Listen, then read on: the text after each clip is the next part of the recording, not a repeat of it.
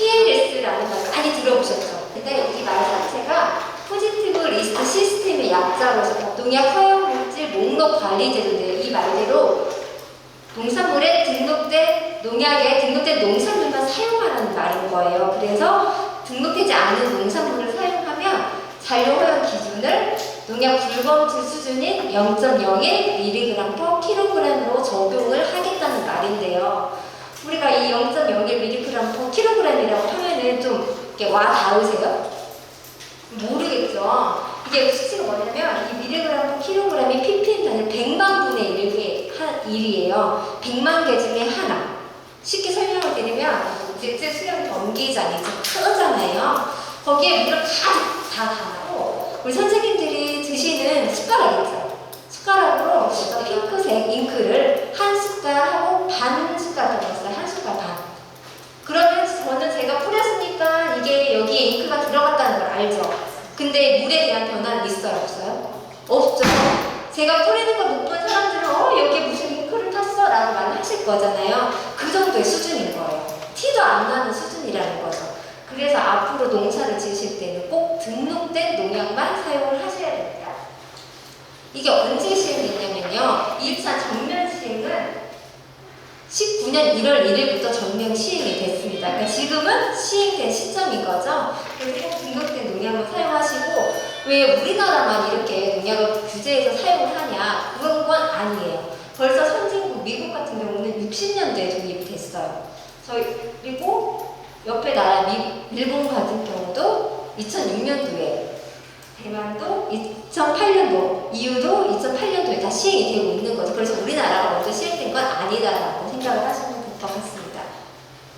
PLS 그 전에는 이제 PLS 시행 전에 시스템이 있었겠죠. 그 시스템하고 현재 PLS 시스템 잠깐 비교를 해드리면 왜 PLS를 시행하게 됐는지 좀 아실 수 있을 텐데요. 이게 글리포세이트라는 제초제예요. 근사미라고 아시죠? 일반적으로 많이 쓰는 제초제를 가지고 제가 설명을 드릴 건데 예전에 PLS가 없었을 때에는 당연히 등록된 농약을 쓰면은 잔류 허용 기준이 있겠죠. 있었을 거예요. 근데 국내에 잔류 허용 기준이 미설정돼 있다고 하면은 코덱스라는 국제 기준이 있어요. 그래서 우선 단계별로 순서가 있었는데 코덱스라는 순서를 봐서 콩의 기준은 20으로 우리가 인정을 해줬어요. 우리나라에 없었지만.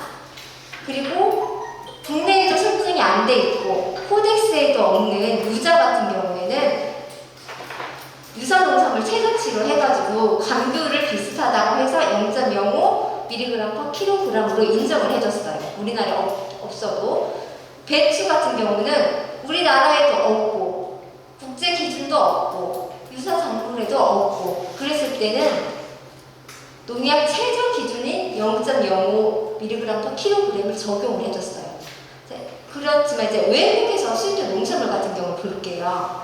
당연히 사탕무 같은 경우는 우리나라에서 거의 생산이 안 되잖아요. 그러니까 우리나라 기준은 없었어요. 있을 필요도 없었고. 그래서 국내에는 미설정이 되어 있었죠. 그리고 그러면 국제 기준으로는 15mg/kg이 되어 있죠. 그러면 우리나라에 없었지만 외국에서 15mg/kg 이하면 다 적합으로 우리나라에 수입이 다 가능했어요. 그런데 생산국인 미국에서는 허용 기준이 10mg/kg이에요. 그러면 미국에서 10.1이 나왔다. 잔류허용 기준이. 미국에서는 적합일까요? 부적합일까요? 부적합이죠. 우리나라에서는 적합일까요? 부적합일까요? 우리나라는 15 이하면 되는 거잖아요. 미국에서 부적합한 농산물이 우리나라에서는 기준이 없었고 국제 기준이 있다는 이유로 적합으로 예전엔 다 들었다는 거죠. 하지만 PLS가 시행된 이후에는 이게 다 적용이 안 돼요. 적용이 안 되고 다 0.01mg/kg으로 적용이 돼서 우리나라에 이런 부적합 농산물이 수입되는 경우가 많이 줄었다는 거죠. 그래서 PLS의 도입 배경은 우리 국민의 건강을 보호하고 선생님 다 소비자잖아요. 국민의 건강을 보호하고 우리 농산물의 경쟁력을 강화하고 앞서 말씀드린 안전성이 입증되지 않은 농산물을 차단하고 그리고 미등록 농약의 오남용 방지를 위해서 이 제도가 그러면 이제 안전하게 농약을 사용하는 방법에 대해서 알아볼 텐데요. 우리가 농약을 사용을 할 때, 만들려고 했을 때 기준이 있겠죠. 우리가 농약을 쳐야 되는데 병해충에 약효가 하나도 없다고 하면은 그건 농약으로서 효과가 없는 거잖아요. 그냥 돈 주고 버리는 거 시간 낭비하고 그내 노동력을 낭비하는 거잖아요. 그래서 농약에는 병해충에 대한 효과가 있어야 되고 농작물에 대한 해가 없어야 됩니다. 그리고 우리 농산물을 섭취하는 우리 국민이나 아니면 농약 사용자에도 당연히 그리고 농산물을 먹는 가축에도 안전해야 됩니다. 그 농업 환경 및 생물에도 안전하게 토양이라든지 아니면 공기라든지 물고기, 새, 곤충에게도 다 안전한 농산물을 그러니까 농약을 안전사용 기준을 설정을 하고 있습니다. 그래서 저희가 농약의 안전사용 기준을 할 때 적용 대상 작물과 병해충, 사용 방법, 사용 시기들을 다 범위를 정을 하게 되는데요. 이제 여기에 망토제부라는 수화제, 망토지라고 사용해 다이센 아시잖아요. 45 이 농약이거든요. 이 농약 같은 경우는 포도에 새는 무늬병에 발생조 신유 강력으로 병역조를 할 수 있다는 거죠. 그래서 이 사용량은 500배 희석을 할 수 있고 사용 시기는 수확 30일 전까지 3회 이내에서 사용할 수 있다고 농약 안전 사용 기준을 정하게 됩니다. 그럼 이렇게 정하게 되는 이유는 농약의 오남용을 방지를 하기 위해서 농약을 무조건 많이 친다고 좋은 걸까요? 아니죠. 적당량을 쳐야 가장 중요한 거죠. 그거를 저희가 농약 안전사용 기준이라고 말을 하거든요.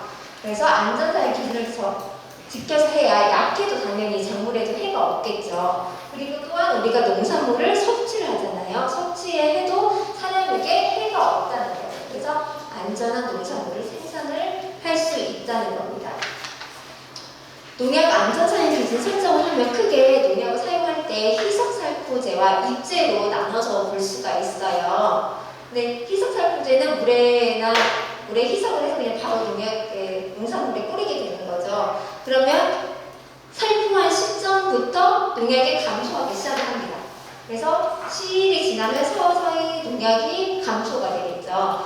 수확 3일 때 가장 높고 7일 때 서서히 높다가 농산물마다 다 농약 잔류 허용 기준이 설정이 되어 있거든요. 이 농약 잔류 허용 기준보다 아래로 떨어지는 시점이 농산물 수확 전 농약 마지막 살포일이 되는 거예요. 그러니까 농약을 사실 때 보면 농약 봉투에 수확 며칠 전까지 사용하세요, 7일 전까지 사용하세요, 3일 전까지 사용하세요 라고 이렇게 봉투에 적혀 있잖아요. 이 말이 3일 전까지 사용하면 농약 잔류 허용 기준보다 밑에 떨어지기 때문에 다 적합한 농산물이 되어 안전사용 기준을 지키셨어요 라고 볼 수 있습니다. 입질 같은 경우는 조금 희석살포제와 다른 경향이 있는데요. 우리가 입질을 바로 뿌린다고 하면 우리가 작물이 바로 흡수할 수 있을까요?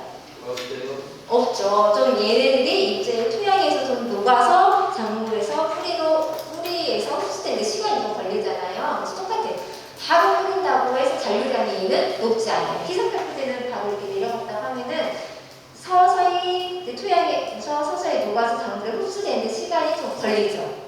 그 이후부터 서서히 감소해서 보통 입질 같은 경우는 수화제나 희석살포제보다는 훨씬 더 잔류량이 좀 더 오래 가요. 반감기가 좀 더 오래 간다고 하죠. 그래서 수확 가능일이 여기는 30일 정도 되는 잔류 허용 기준보다 밑에 떨어져서 이 시기에 가능하다라고 나왔습니다. 그래서 입질 같은 경우는 보통 정식 전이나 파종 전에 많이 뿌리시는 경우들이 있거든요. 내가 입질을 사용한다 그러면 절대 생육 중기에 뿌리시면 안 돼요. 생육 초기에 항상 그 안전사용 기준을 좀 지키셔서 사용하시면 될 것 같습니다. 제가 방금 전에 농약 안전사용 기준하고 잔류 허용 기준에 대해서 두 가지를 좀 이렇게 혼합해서 말씀을 드렸는데요. 이 안전사용 기준은 농약관리법에서 법으로 농촌진흥청이 정하는 법이에요. 선생님들이 농약을 사실 때 쓰는 법. 어떻게 농업인들이 안전하게 농약을 사용할 수 있는 방법을 농시를 하는 법이거든요. 그래서 농약 제품별로, 품목별로 나눠져 있고 비페트린 유제에는 감귤이나 배추, 포도, 녹두에 병해충의 사용량은 1000배 이상께서 수확 14일 전까지 3회를 쓸 수 있다라고 그렇게 설명한 게 안전사용 기준인 거예요. 그러니까 선생님들은 안전사용을 기준을 지키시면서 농사를 지으셔야 되는 거죠. 그러면 잔류 허용 기준이란 뭘까요? 아까 제가 등록되어 있지 않은 농약을 사용하면 이제 일률적으로 0.01mg/kg을 일률적으로 적용을 해요라고 말씀을 드렸잖아요. 거기에 쓰는 게 잔류 허용 기준인데요. 이거는 식품의약품안전처에서 식품위생법으로 관리를 하는 거예요. 그래서 얘는 소비자의 기준에 맞춰서 우리가 음식을 섭취했을 때 농약이 얼마나 해가 되는지 이 수치를 적어놓은 거라고 말씀을 하면 되는 거거든요. 그래서 소비자가 평생 동안 섭취해도 문제가 되지 않는 양을 수치로 나타낸 거라서 예를 들면 비펜트린이라는 농약의 성분을 가지고 감귤, 배추, 작물마다 다 잔류 허용 기준이 틀리죠. 왜냐면 농약 사용량도 틀릴 뿐더러 이 작물 특성에 따라서 잔류되는 양이 틀리기 때문에 각각 다르다라고 생각을 하시면 될 것 같습니다. 그래서 선생님들이 안전사용 기준을 지키신다면 잔류 허용 기준은 걱정 안 하셔도 돼요. 근데 내가 만약에 안전사용 기준을 지키지 않고 좀 진하게 농약을 줬다. 그러면 잔류 허용 기준이 초과될 가능성이 많죠. 그러면 내 농산물은 판매할 수 없는 농산물이 되어버리기 때문에 꼭 안전사용 기준을 지키시면서 사용해 주시면 됩니다. 당연히 농약을 쓸 때 농약 절약형 재배 기술 및 병해충 발생을 줄일 수 있는 재배 방법을 실천을 해야 되는데 가장 좋은 방법은 만약에 선생님이 논에 멸구가 발생을 했어요. 그러면 어떤 약을 줘야 될까요?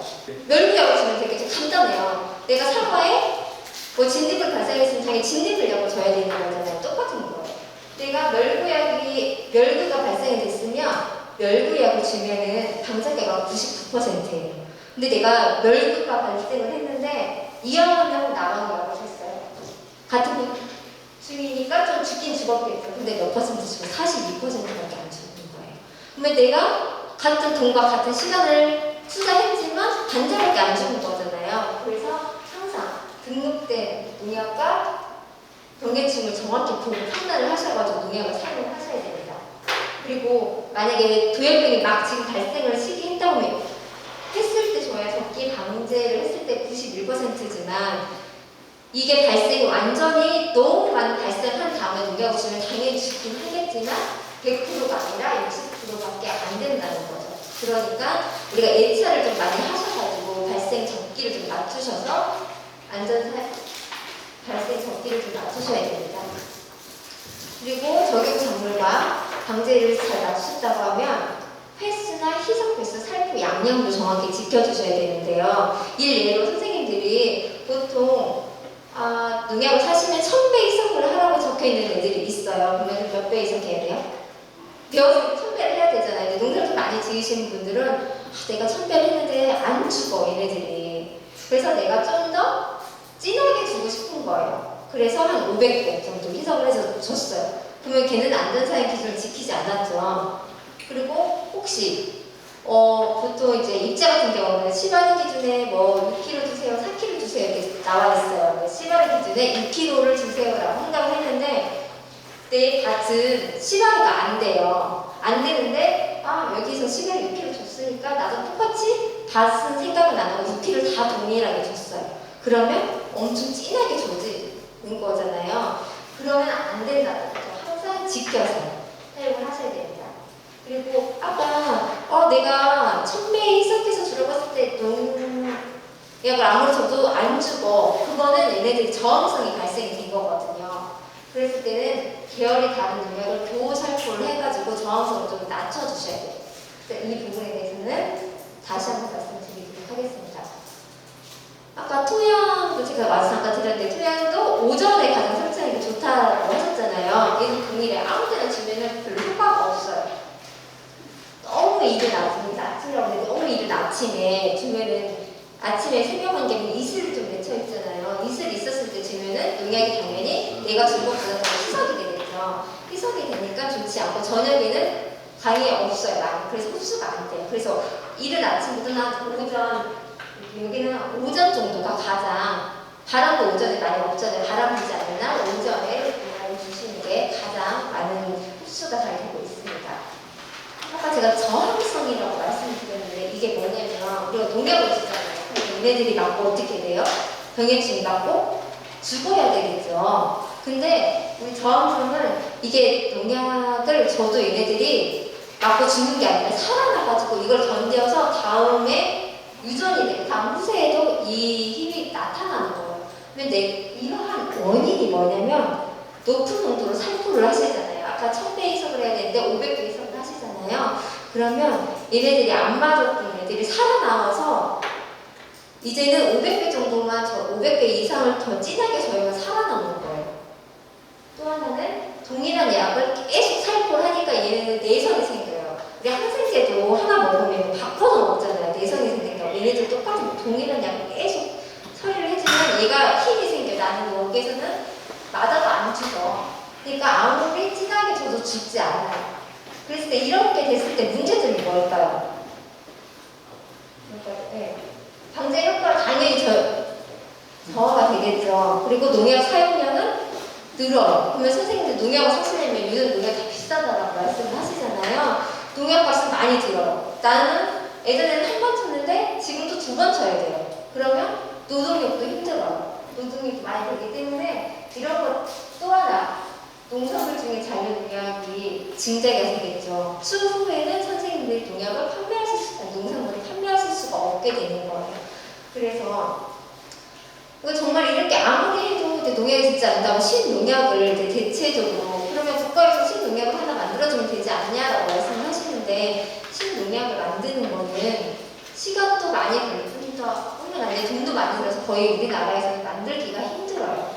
그래서 선생님들이 이 저항성을 좀 해결해야 되는데 방지하기 위해서 약재를 무조건 가다 살포하지 마시고 내가 애차를 하시면서 이 적기에 발생한 다음에 치셔야 돼요. 무조건 발생하지도 않았는데 무조건 뭐 살충제를 막 치신다고 하시는 것들은 좋은 방법이 아니거든요. 그리고 한 가지 약재 또는 동일 계통의 약재를 연속 사용하지 마시고 교로 바꿔가면서 작용 기전을 바꿔가면서 해주시면 될 것 같습니다. 그러니까 경영 기록장이 있으면 거기에 농약을 언제 살포했는지 이렇게 쓰게 되어 있잖아요. 이걸 쓰시는 게 가장 좋고 만약에 나는 농가 경영 기록장이 없다. 그리고 나는 이거 작성하기가 너무 힘들어 하시면 우리 다 달력 있죠 집에. 네, 달력에다가 내가 언제 무슨 농약을 썼는지만 적어 놓으셔도 훨씬 더 선생님들이 나중에 도움이 되는 거죠. 제가 이제 실례로 부적하게 농가들이 외부에서 이렇게 오면 제가 이제 농가 방문을 하거든요. 근데 농가 물어보시면 썼는지도 그러니까 최근 거는 기억을 하세요. 최근 뭐 일주일이나 한 달 이내 기억을 하시지만 뭐 한 5, 6개월 지나면 기억을 못 하시는 경우들이 가끔 있으시거든요. 근데 이거 농약 누가 주셨어요? 선생님들이 주신 거잖아요. 이 농산물 누구 거예요? 선생님들 거잖아요. 그러니까 내 농산물에 대해서 내가 치는 약은 선생님들이 제일 잘 알고 계셔야 되는 거예요. 그래서 힘드시다고 하면은 그냥 달력에 그래서 뜯지 마시고 그냥 넘겨만 놓으시면 내가 나중에 언제 치는지 달력만 넘기면 바로 알 수 있잖아요. 그렇게라도 힘들지 않게 작은 방법을 실천해 보시면 될 것 같습니다. 교호 살포를 하라고 했는데요. 이제 바꿔가면서 농약을 줬을 때 단순한 예로 나타나면 헬로트리라는 농약인데요. 얘 같은 경우는 도태의 죽는 횟수가 고농도를 쳐야만 겨우 뭐 2마리 죽고 3마리 죽고 근데 반수 치사 농도가 얘네들이 50% 죽는 농도예요. 150 정도 고농도를 쳤을 때 얘네가 몇 마리 죽지 않죠. 그죠? 그런데 프로펜이라는 농약과 할로스린을 섞어가면서 쓴다든지 아니면 히메트로진과 할로스린을 섞어가면서 쳤을 때는 농도가 되게 이 할로스린 하나로 치는 것보다 훨씬 더 낮죠.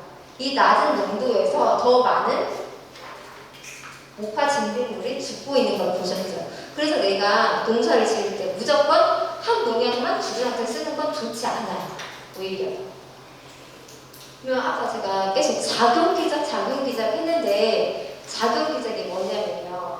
우리 병이나 곤충이나 그 살균 균을 죽일 때도 한 가지 방법으로 죽는 건 아니잖아요. 우리가 죽일 때도 불입을 시켜서 후대가 못 나오게 하는 경우도 있고 아니면은 얘를 바로 농약을 맞아서 바로 죽는 애들도 있고 균도 뭐 생각성을 저희에서 죽게 한다든지 여러 가지 방법이 있는 거죠. 이 방법을 좀 나눠놓은 거예요.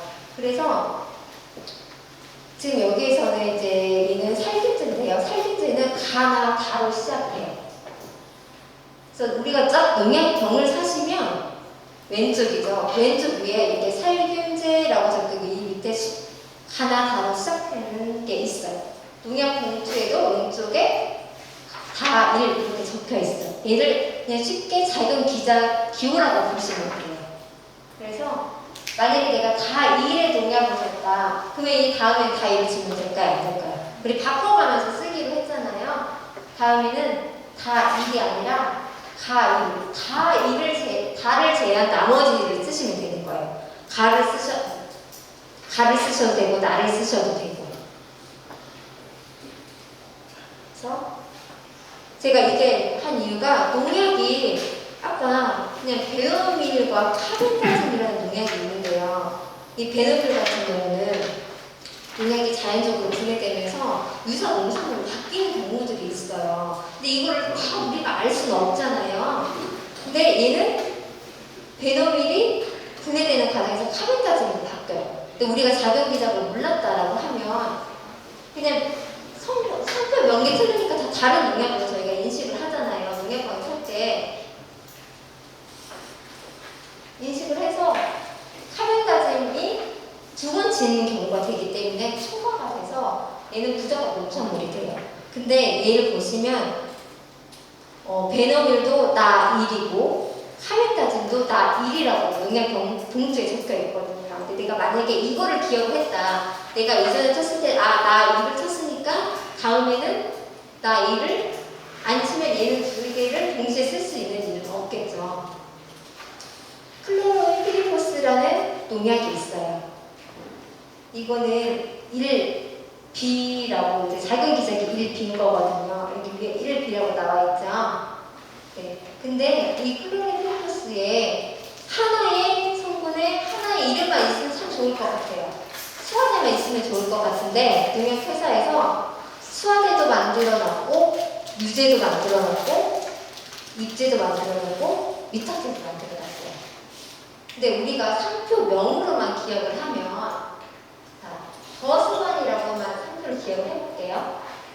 내가 사과에 입마리 나방이 생겼어요. 그래서 농약방 가서 난 입마리 나방이 생겼으니까 약 좀 주세요 라고 했더니 회사에서 그 농약상에서 더스만이라는 농약을 줬어요. 자, 그러면 선생님들이 이제 20리터에 20g 사용해서 수업 7일 전까지 3회 이내니까 사용을 하셨겠지. 한 번 사용을 했어요. 그런데 바로 죽었으면 좋았을 것 같은데 좀 며칠 시일이 지난 후 입마리 나방이 또 그대로 있는 거예요. 그래서 농약방을 다시 이제 다른 곳으로 갔죠.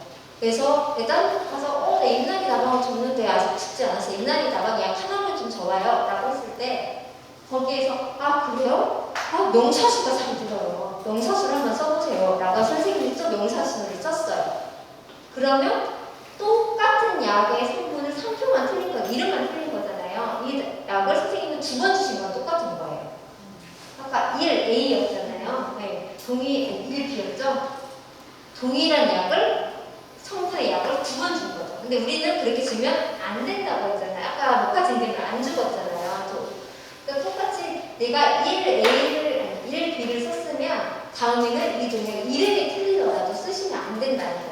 그래서 선생님들이 이제 농약을 쓰실 때 아까 내가 오늘 어떤 농약을 살포했는지를 적어놓기로 하잖아요. 그럴 때 하나 더 기록하실 때 1A 아니면 가 1 이것만 적어놓으시면 다음 농약 샀을 때 가 1이면 내가 이거 쓰면 안 되겠구나 이렇게 생각을 한번 하시면 될 것 같아요. 네, 살균제인데요. 살균제는 우리가 딱 봉투나 병을 봤을 때 분홍색이죠. 분홍색은 얘는 살균제구나 라고 생각을 하시면 되고요. 여기도 보면 이제 가 1부터 탁 그래서 뭐 생합선 저희하기도 하고 세포 분열을 억제를 하기도 하고 이걸 어떠한 방법으로 해서 균을 죽이는 방법에 따라서 다 나와 있는데 우리는 이걸 자세하게 알면 좋긴 하겠지만 너무 힘들어요. 어려워요. 알려고 하면. 그러지 마시고 달을 썼으면 다음에는 나를 써야지. 내가 달을 썼으면 다음에는 달을 제외한 나머지를 써야지까지만 기억을 하시면 될 거예요. 그리고 보통 우리가 이제 비 오기 전에 뭐 보호살균제 많이 쓴다고 하잖아요. 보호살균제는 일반적으로 다 파이어가 있는 들어 있어요. 그래서 이것만 기억을 하시면 될 거예요. 그리고 살충제는 저희가 뭐 농약병이나 분투를 했을 때 무슨 색이에요? 초록색으로 나와 있죠. 초록색은 살충제는 1, 2, 3, 4로 시작해요. 이제 이거만 기억하시면 돼요. 살균제는 가나다. 살충제는 1, 2, 3, 4로 시작을 하기 때문에 내가 여기에 1을 썼으면 다음에는 2를 제한 2, 3, 4부터 28까지 있는 숫자 중에 하나를 골라서 쓰시면 돼요. 네, 이것만 알고 가셔도 나중에 선생님들이 농약을 바꿔 쓰시기는 충분히 잘 하실 수 있을 것 같아요. 우리 선생님도 농업 현장에서 꼭 바꿔야 될 잘못된 간행이 좀 나와 있는데 알타리부에 배추 존나방이 생겼어요. 그래서 많이 이분 이제 교육을 잘 받으셨죠. 내가 교육을 받은 지 하루밖에 안 지났어요. 정말 농약을 타야지 라고 하는 농약방 가서 알타리부에 배추 존나방에 들어있는 N이층을 안전사용 기준에 맞춰서 3,000배 희석을 해서 사용을 하셨어요. 그래서 잔류농약 검사를 했는데 잔류농약 기준이 적합을 했어요. 자, 알타리부를 했을 때 잔류농약 만약에 검사를 하면 어디 부분을 검사할 것 같아요, 선생님? 뿌리를 할까, 잎을 할까? 둘 다 해요. 둘 다 할까? 근데 우리가 알타리부를 하면은 뿌리가 크잖아요. 그래서 뿌리 따고 잎 따고 하는데 이것도 동일한 것 같지만 농약 안전사용 기준이 잔류농약 기준이 각각 달라요. 이렇게 볼까요? 자세히 보면은 검출량이 잎에서 5.3이 나왔어요. 뿌리는 0.02 ppm이 나왔어요. 당연히 병엽이 옆에다 처리했으니까 입에 당연히 더 농약이 많이 묻어 있었겠죠. 일반적으로 봤을 때 5.3이면 되게 높다는 생각하고 부적합 아니야? 라고 하겠지만 이 알타리부에 잎에는 7.0 ppm이 적합인 거예요. 기준인 거예요. 7.0보다 5.3 더 밑에잖아요. 그래서 얘 적합이에요. 뿌리도 허용 기준이 0.05인데 0.02가 검출됐기 때문에 이 부분은 농약이 검출되어 있지만 적합인 거예요. 그래서 이 부분은 아무런 문제가 되지 않았어요. 그래서 추가를 잘 하셨는데 내가 농사를 하나만 지으면 알타리부만 지으면 좋았는데 겨자치에서 또 같이 짓고 있었어요. 거의 발생을 하면 비슷하게 발생을 하잖아요. 분들이 여기에도 배추 중나방이 생겼어요. 기억을 했을 때 내가 알타리부에 배추 중나방을 약을 N이층을 썼더니 문제가 되지 않았어요. 근데 좀 시일이 지났어요. 내가 교육을 받은 지 시일이 좀 지났더니 잊어버렸어. 내가 정리된 농약을 써야 되는데 잊어버리고 내가 사용하고 나면 예전 기억이 나는 거예요. 내가 알타리부에 썼는데 아무렇지도 않았어요. 문제가 되지 않았으니까 이분이 N이층을 그대로 쓰셨죠. 그러면 뭘까요? 농약관리법 위반인 거죠. 안전사의 기준을 지키지 않으셨잖아요. 왜? 겨자체에는 N이층이 등록되어 있지 않았어요. 자, 그리고 당연히 제가 안전사용 기준을 지키시면은 잔류 허용 기준에는 문제가 되지 않는다라고 했죠. 반대로 안전사용 기준을 지키지 않으면 문제가 되겠죠. 이도 똑같이. 그래서 검사를 해봤더니 검출량이 2.2 ppm 정도 된 것 같아요. 그러면 알타리 무잎보다는 훨씬 더 적게 나왔죠. 양은. 그냥 기준적으로는 일반적으로 생각을 했을 때. 근데 여기에는 등록되어 있지 않았어요. 농약이 등록되어 있지 않으면 아까 몇이라고 말씀드렸죠? 허용 기준이?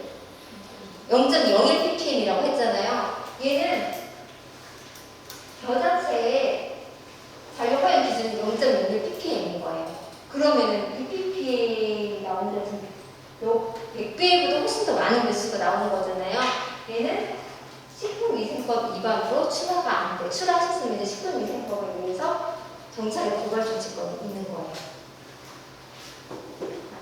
요즘에는 농약 판매상이 잘못 추천하는 일은 없을 거예요. 지금 그 농약 판매업소에서도 판매 기록제가 시행이 됐거든요. 그래서 선생님들이 처음 농약을 사러 가시면은 맨 처음에 개인정보부터 물어보시죠. 처음 간 곳에 대해서는 개인정보 물어본 다음에 내가 예전 같은 경우는 그냥 배추 존나 그냥 하나만 적어 있으면 줬을 수도 있어요.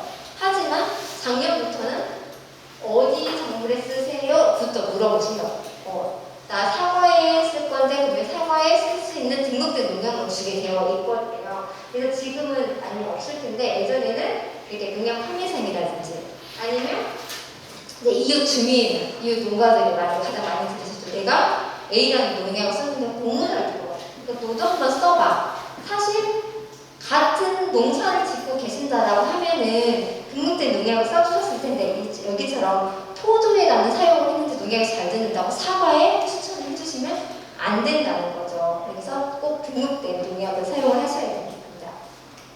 그리고 선생님들이 요즘 간혹 농약병이 많이 작아지긴 했는데 그래도 쓰고 남는 경우들이 좀 많이 있어요. 그러면 처음에는 농약사에서 어디에 잘 쓰세요라고 말해주고 잘 나요.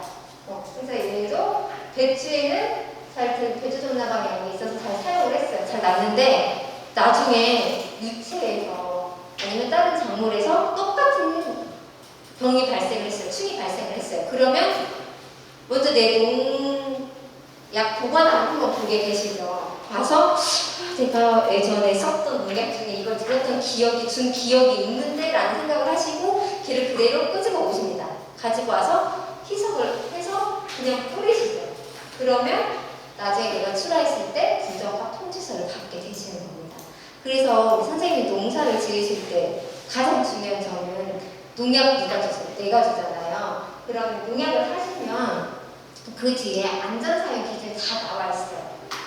다 찾아볼 수는 없잖아요. 안전사용 기준이 다 나와 있기 때문에 이걸 한 번만 더 너무 내가 안전사용 기준이 힘들다 그러면 내가 농산물 등록되어 있는지만이라도 꼭 챙겨서 봐주시면 이러한 문제는 발생되지 않습니다.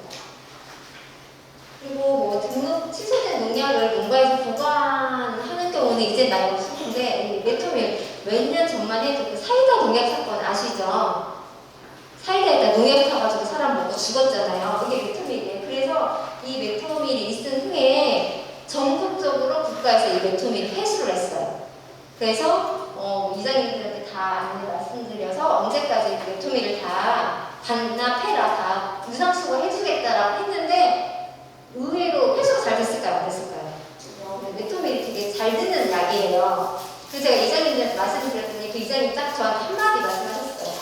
이거 있으면 내가 쓰고 싶어. 돈 주고도 좀 못 사는 농약이라고. 근데 절대 그러시면 안 돼요. 만약에 국가에서 이게 어떤 문제가 발생을 했기 때문에 전 국민한테 회수를 하는 거잖아요. 그래서 이제 사용하지 마시고 바로 폐기 처분을 하셔야 됩니다. 또 하나, 저희 요즘 그 보따리 장사라고 하죠. 중국에서 밀수된 농약들 나오잖아요. 근데 구하기도 되게 힘들어요. 근데 어떤 경로를 통해서 이제 마을을 돌아다니는 경우가 있을 거예요. 이상한 보따리 차를 가지고 저녁에 야심한 밤에 이렇게 간다든지 그러시면은 절대 사시면 안 돼요. 사시면 안 되고 그런 분을 보셨다 그러면 신고하셔야 돼요. 농촌진흥청으로 신고를 하시면 포상금 있어요. 그냥 포상금 있으니까 이런 경우는 사용하지 마시고 신고를 하셔가지고 신고하셔야 됩니다. 우리가 농약을 사면 내가 어떤 농약을 써야 되는지 잘 모르잖아요. 당연히 농사를 오래 지어서 알면 좋은데 그랬을 때는 다 또 국가에서 만들어 놓은 사이트들이 있어요. 선생님도 여기 젊으신 분들도 많으셔가지고 다 검색을 하실 수 있는데 농사로라고 하는 이건 스마트폰에서도 다 검색이 가능하거든요. 여기 농사를 하시면 여기에 토양 정보부터 농약까지 다 검색을 하셔서 보실 수 있고요. 그 다음에 제가 많이 이용하는 사이트는 농약정보 서비스라고 검색을 하시면 이렇게 앞에 나와 있어요. 나와 있으면 내가 농사를 한 필지에 하나만 지으면 좋은데 저희 이제 완주 같은 경우는 그 소품목 다량 처리를 하셔가지고 한 필지 여러 가지 작물을 좀 재배를 하세요. 그러면 농약을 줬을 때 다 등록되어 있는 걸 사용을 하시면 훨씬 더 좋잖아요. 여기에도 똑같이 작물을 4개까지 검색이 가능해요.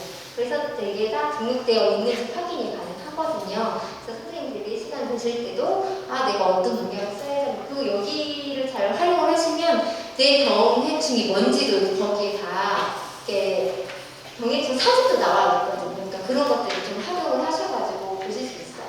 그리고 이 사이트에 요즘 이제 새로 나온 리플렛인데요. 회원 가입을 하시면 맞춤형 정보를 선생님들 보실 수 있어요. 그래서 내가 회원 가입하시면 선생님들이 농약 등록된 농약을 검색뿐 아니라 선생님들이 농약 판매상 가시면 다 맨 처음에 개인정보 동의를 해주셨잖아요. 그러면 농약 판매상에 선생님들이 뭐를 사셨는지를 다 입력을 하게 돼 있어요.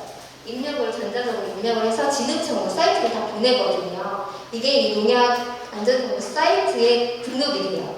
등록이 되면은 내가 이전까지 어떤 농약을 구입을 했는지를 다 보실 수 있는 거예요. 그러면은 예전에 힘들지만 기록을 하셨지만 지금은 컴퓨터로 잘 보실 수 있겠죠. 그러면 내가 이 다음에 농약을 어떤 농약을 좀 사고 싶잖아요. 근데 자격기작을 좀 바꿔가면서 사야 된다고 했잖아요. 그럼 얘가 똑똑하게 자격기작을 바꿔가면서 농약을 추천해서 추천을 해준다고 하거든요. 그러니까 이 사이트는 선생님들이 혹시 시간 되실 때 한번 들어가서 보시면은 좀 더 도움이 되실 것 같습니다. 보통 아까 부적합이 많이 발생되는 사례가 전산물에서 사용했는데 후작물에 등록돼 수작물에 나타나는 경우도 많이 있거든요.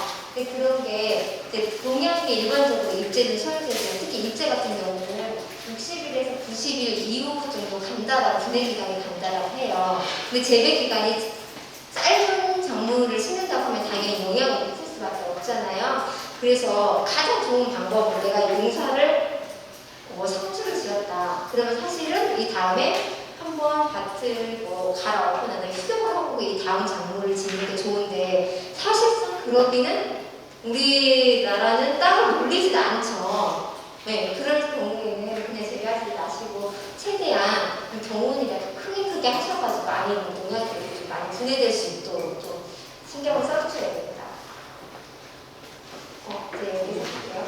이게 플루킨코나졸이라는 수화제도 있고 입제도 있는데요. 입제로는 마늘, 양파에서 많이 색성 균일병을 쓰고 있어요. 그래서 색성 균일병을 마늘에서 쓴 다음에 내가 마늘을 때 이상이 없어요. 농약 등록되어 있었으니까 이상이 없었어요. 이 다음에 열무를 심었다. 그랬을 때 저희 농가 제가 부적합 나온 농가가 있어서 전화해봤더니 마늘 양파를 잘 쓰셨대요. 나 여기에 마늘을 쓰는데 이때 썼어. 맞게 사용하셨어요, 이때는. 그런데 농약이 검출됐다는 거고, 이 다음 후작물이 나왔다는 거는 안전사용 기준을 지키지 않고 마늘에서 좀 많이 쓰셨다는 거죠. 여기 봤을 때 지금 씨마르당 마늘에서 4kg를 썼잖아요. 근데 이분은 4kg는 맞게 쓰셨어요. 근데 씨마르가 300평이 안 됐어요, 내 하우스가. 그러면 양념을 좀 줄이셨어야 되는데 줄이지 않고 사용을 하셨거든요. 그래서 여기 보시면 입제에 썼을 때는 후작물로 엽채를 재배하는 경우에는 잔류 검출 위험성이 높으므로 사용에 주의하십시오. 다 농약 검출 적혀있고 또 하나 하우스 재배 작물의 사용 시 후작물의 잔류 검출 위험성이 높으므로 하우스에서는 사용하지 마세요. 하우스에서 사용하지 않으셨어야 되는 거죠. 이게 얼마나 많은 건지 작년에 이렇게 리플렛으로 진흥청을 만들어서 도포를 했어요.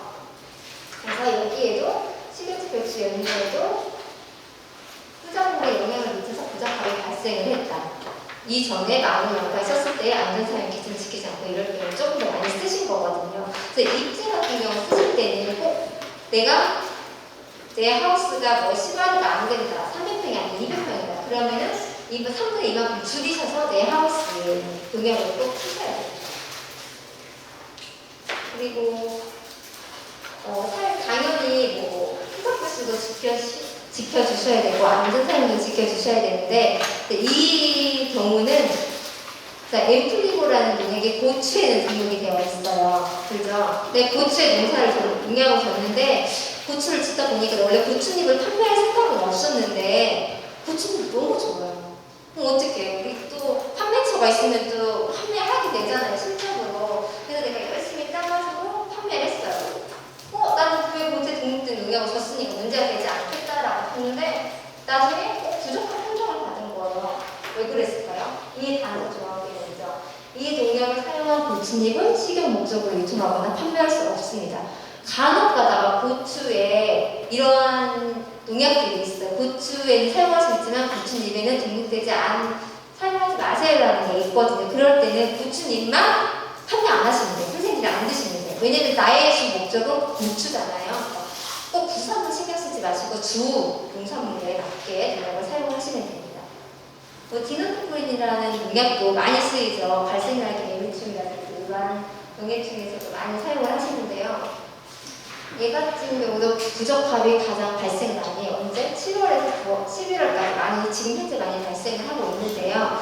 얘 경우는 문화 알타리무에서는 수확 전 최종 살포일 미준수로 수확 7일 전까지 사용하세요 했는데 내가 한 5일 전에 사용했는데 너무 좋아요. 그리고 내가 농약 친 걸 잊어버렸는데 계속 목화부두 매장에서 지금 무가 부족하다, 빨리 무 좀 내주세요 라고 생각을 하시면 농가분들이 간혹 가실 때 내가 농약을 언제 했는지 잊어버리시고 그리고 매장에서 빨리 가져오라니까 내 거 농산물은 이상 없을 거야 지금세요. 그러면 바로 부적합 통지가 날라오는 거죠.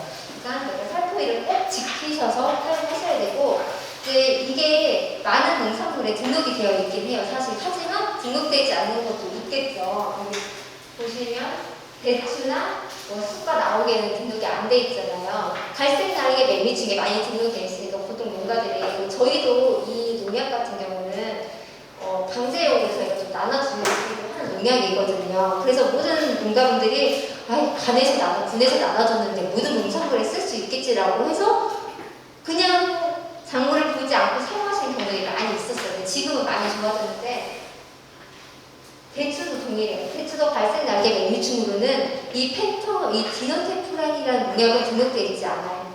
그리고 여기 보시면 갈색 날개 매미충으로 해서 다른 농약들이 많이 있죠. 이분은 갈색 날개 매미충이 발생을 했다고 하면은 디노테프란을 쓰실 게 아니라 다른 걸 쓰셔야 된다는 거죠. 같은 영양이라도 같은 병해충이라도 등록된 농약이 다 다르니까 꼭 농산물을 사용을 하셔서 농약을 확인하시고 사용하셔야 됩니다. 지금 이게 농산물 품질 관련해서 작년 7월 기준, 지금 7월이잖아요. 7월 기준에 가장 많이 발생된 부적합 발생을 하는데 우리 전라북도는요. 지금 고추, 그다음에 들깨잎, 열무에서 부적합이 발생을 했대요. 지금 저희 농가분 일을 하나 제가 들었는데요. 카픈나라는 테모피르포스라는 인제 농약이 있어요. 이거는 인제 같은 경우 보통 언제 쓴다고 했어요? 토양 처리로, 혼연 처리로 쓰기 때문에 파종기랑 아니면 정식할 때 쓰시잖아요. 이것도 문화 연구에서는 파종 후에 토양 전면 혼합 처리를 해서 사용을 할 수가 있어요. 근데 이분이 좀 시간이 지나다 보니까 배추 벌레들이 막 생기기 시작을 했어요. 잎벌레들이. 그러면 언제만 쓸 수 있어요? 얘는 딱 한 번? 이래로 토양 파종 시기만 쓸 수 있는 거잖아요. 근데 생육 중에 설마 등록되어 있는데 사용해도 괜찮겠지라고 사용을 하신 거죠. 사용했더니 결과는 어떻게 됐을까요? 적합일까요? 부적합일까요? 부적합이죠. 부적합은 검출됐어요. 여기에도 사용 시기를 반드시 지켜주시고 작물 생육 중기에 절대로 사용하지 마세요라고 적혀 있거든요. 그러니까 선생님들이 제가 말씀드리고 싶은 거는 항상 농약을 사시면 한번 꼼꼼히 읽어봐 주세요라고 읽어봐 주시면 여기 다 나와 있어요. 꼭 읽어봐 주시기 바랍니다. 네, 농약 이것만 바르지 말고 사용하시면 되는데 마지막이고요. 농약은 오남용 하지 마시고 등록된 농약만 사용하시고 희석 배수와 살포 배수를 꼭 지켜주시고 수확전 마지막 살포일을 준수해주세요. 포장지는 반드시 확인을 하셔야 되겠죠. 또 불분명한 농약을 사용하지 마시고 제가 이거는 그냥 참고하시라고 적어놨는데 이제 아까 계속 부적합 났어요. 농약관리법이 위반이에요. 식품위생법이 위반이에요. 말씀드렸잖아요. 앞에서 농약관리법 위반이 안전사용 기준을 지키지 않으시면 농약관리법 위반이에요. 100만 원 이하의 과태료 처분 대상입니다. 식품위생법으로 처벌이 됐어요. 그러면 경찰의 고발 조치권이죠. 경찰서는 한번 가셔야 돼요. 이 두 가지 중에 하나만 해당되진 않아요. 둘 다 생각하셔야 돼요. 그리고 선생님들 요즘 공익직불제 다 받으시잖아요. 공익직불제 10% 정도 감액 대상이에요. 그리고 여기 다 농민수당도 받으시죠. 네. 농민수당은 전액 반환이에요. 전액 안 나가요. 그래서 계속 안전사용 기준을 지키시라는 이유가 선생님들 그걸 지키지 않으시면 이러한 통보조 선생님께서 받으셔야 되고 결국 농산물을 판매하시니까 판매를 못 하시게 되는 거잖아요. 그래서 선생님들이 감수해야 될 사항이 너무 많아지시는 거죠. 그러니까 꼭 등록된 올바른 농약 사용은 선택이 아니라 필수 사항이라고 생각합니다. 네. 그러면은 질문이 없으시면 이상으로 마치도록 하겠습니다.